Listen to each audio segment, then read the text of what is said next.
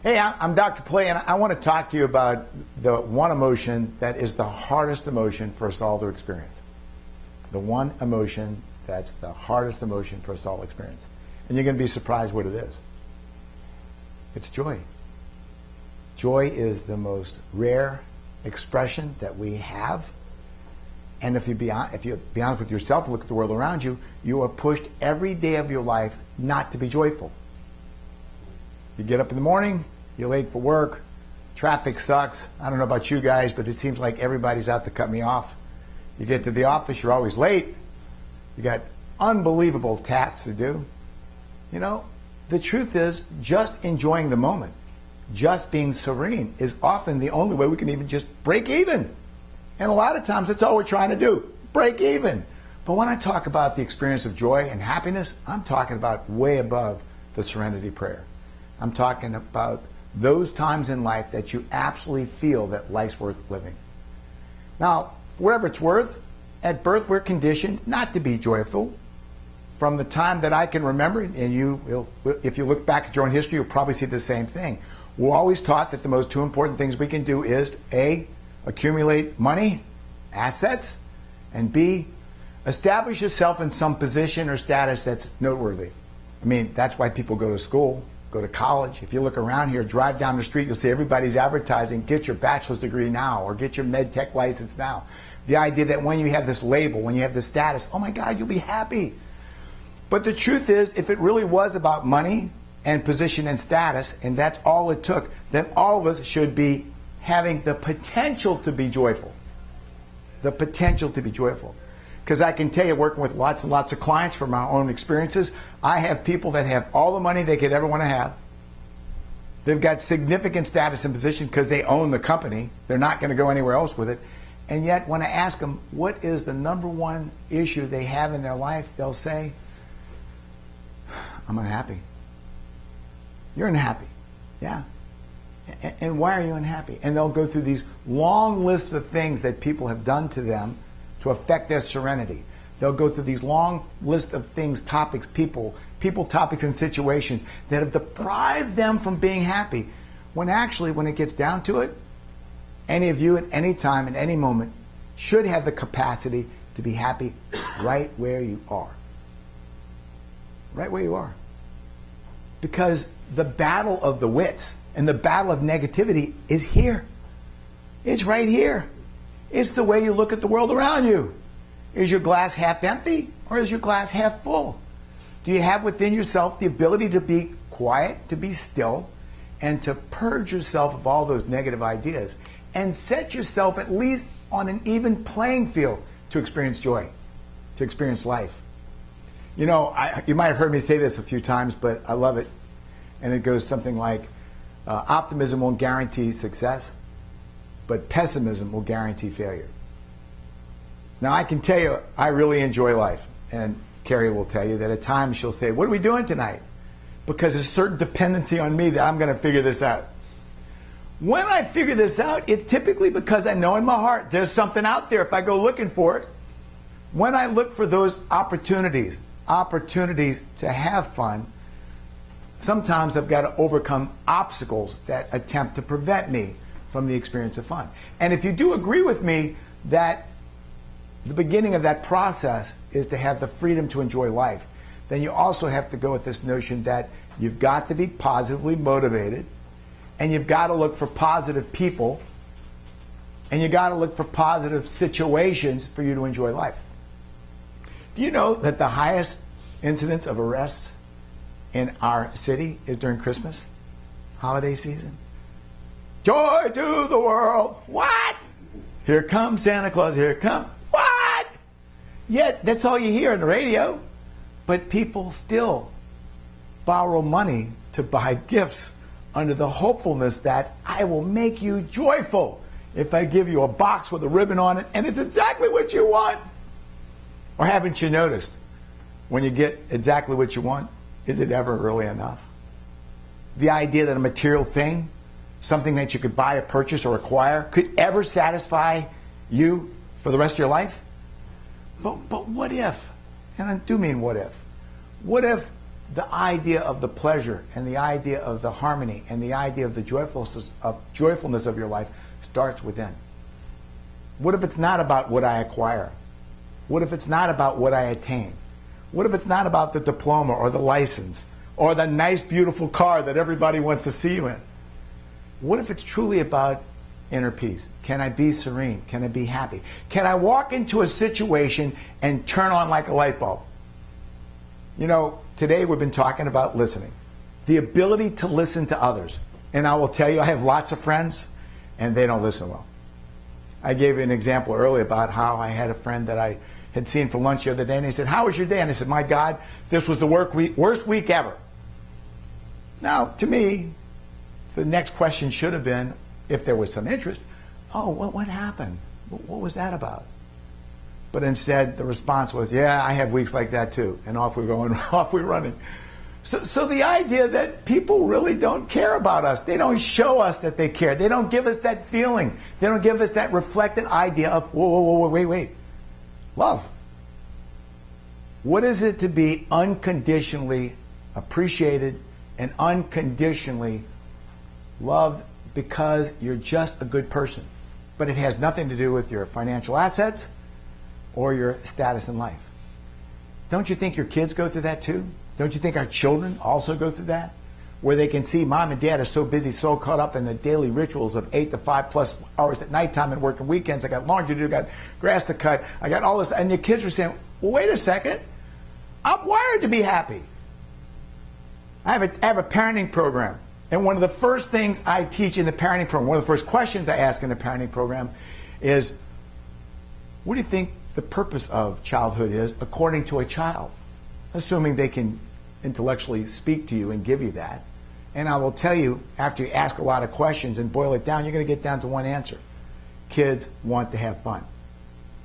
Not doing homework is because I chose to not do homework so I can have fun. Not cleaning my bedroom or making the bed or cleaning the room, etc., is just not fun. So I don't do it. And kids stay away from those things that are not fun. But then all of a sudden you're 18, 19 years old, and what are you taught? Got to make a living, got to put money in the bank, got to have position and status, got to get a degree, and now you're working during the day, going to school at night, weekends become, I mean, look at it. Take the days of a month, subtract the work week and the hours, and then the laundry, children, careers, and chores. Take those hours out, okay? And then take that 30-day month and look at how many days did you actually have the opportunity to enjoy life. And you're going to be astonished. You're going to be stunned. Where sometimes you find out, my God, in a 30-day month, that's maybe only 4 days that really is set aside for me to have fun. But because I haven't allowed myself to have the mindset of pleasure, of enjoying people. You know, I'm a professional therapist in the state of Florida, and I have been for a long, long time. And yet, you have no idea of the number of people I've worked with that after they finish one of my programs in, unfortunately, a bad topic, anger management, you know, stress management, parenting, etc. There's a very small percentage of them, but they do come back and they say, guess what? I plugged the holes in the boat. The boat's not sinking anymore. Thank you, Dr. Pilet. You did that for me. Now can you teach me how to plane this boat off? Can you teach me how to put an engine on this puppy, put some high-octane fuel on it, and let's get this puppy really going? And that's what I love doing. I like taking people that were not being very successful, breaking even, if you will, treading water, if you will, and teaching them how to be an athletic swimmer. Because that's the fun part of life. So when I ask you to think about this notion of joy, the idea of being in the moment, that you allow yourself to relinquish all those things that weight you down. Stress, it's there, and it'll never go away. Don't ever tell me you can't have fun today because you're what? You're stressed. Don't tell me you can't have fun today because today's a bad day.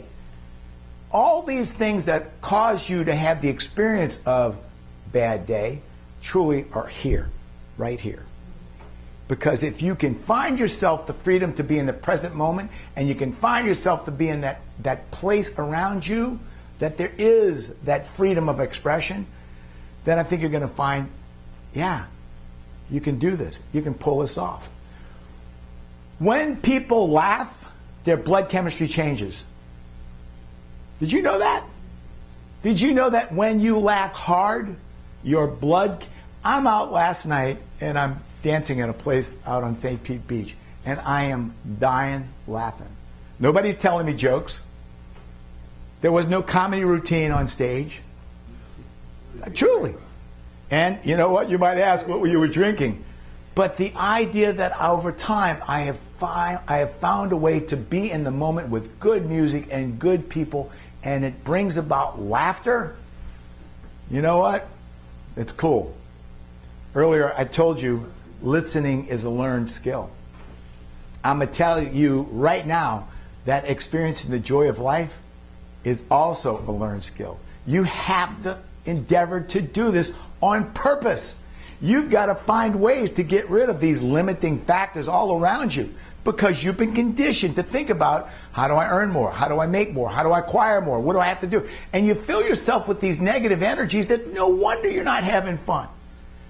But at the same time, if you can learn to do this and push it down and rise above it, and then just say to yourself, you know what? You can't take joyfulness away from me. I have to give it to you. You can't take away happiness. I have to give it to you. Now think about that. Today, what decision, what commitment have you made to not give it up? What decision have you made to find a place, a space, a time, and an opportunity today, tonight, for you to go out there and truly experience what you're supposed to experience, which is the joyfulness of life and of being with close friends? You know, there's that saying about enemies come and go, but friends come and go, but enemies accumulate. Yeah. It's kind of funny, isn't it? Well, it's bullshit. You're going to find that when you have the ability to be enjoyable, when you have the ability to give, hey, wait, ready? Unconditional positive regard. When you have the ability to enjoy your friends because they're with you and not have to have a reason. When you have the ability to accept from them what's going on in their life and not have an opinion about it that's negative or damaging or berating, they want to be with you. Why? Because you're the breath of fresh air. You know, you're the fresh air, that aroma that comes off the ocean when you're standing on the beach. You're the person I want to be with when my times are sour, when my times aren't good, because you enable me to have this thing called fun. My last thought on this has to do with synergism. Synergism. I know, it sounds like a big word, but it's not. It's a word that has to do with an inexplicable event that when 1 + 1 is added together, it's more than 2. What I'm talking about, have you ever noticed that when you get together with certain friends, that the fun, the frivolity, the pleasure is way beyond what each one of you could have done by yourselves? The idea that when you have people that have that karma, I'm a big believer in karma. Carrie can tell you, I believe I have a sixth sense, because sometimes I've got intuition, and sometimes it's some magic to the things that have happened to me in my life, and it's always been because I knew about it ahead of time.